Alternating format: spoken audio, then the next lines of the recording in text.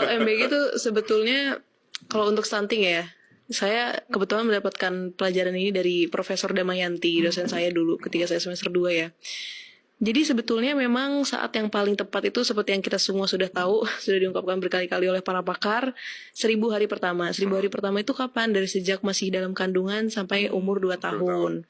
Nah, kalau kita lihat umur 2 tahun itu sangat jauh, bahkan dari usia SD gitu kan ya. Mungkin 6 tahun gitu, baru 6 tahun, 7 tahun masuk kelas 1 SD. Nah, sementara MBG ini masif sekali di SD, SMP, SMA.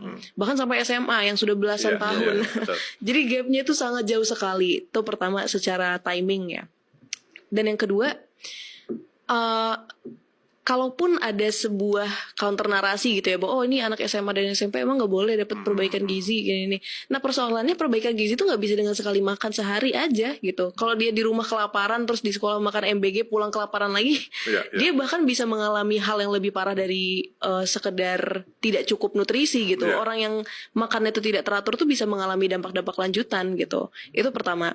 Dan yang kedua, anak-anak yang tadinya mengalami stunting itu tidak boleh diberikan makan yang sama seperti orang yang tadinya tidak stunting gitu. Mereka tuh harus ada ukurannya sendiri berdasarkan kondisi mereka gitu ya, berat badan, tinggi badan dan sebagainya akan diukur, kemudian harus dimonitor juga setiap kali mereka diberikan makanan yang cukup gitu ya sesuai dengan takaran pribadinya, harus diukur-ukur lagi gitu. Karena tidak boleh terlalu overfeeding gitu. Kalau kita terlalu overfeeding, mereka bisa mengalami obesity ke depannya dan sebagainya. Dan itu kita tidak inginkan karena anak-anak yang stunting itu lebih rentan mengalami obesity di masa kemudian harinya ketika remaja dan sebagainya.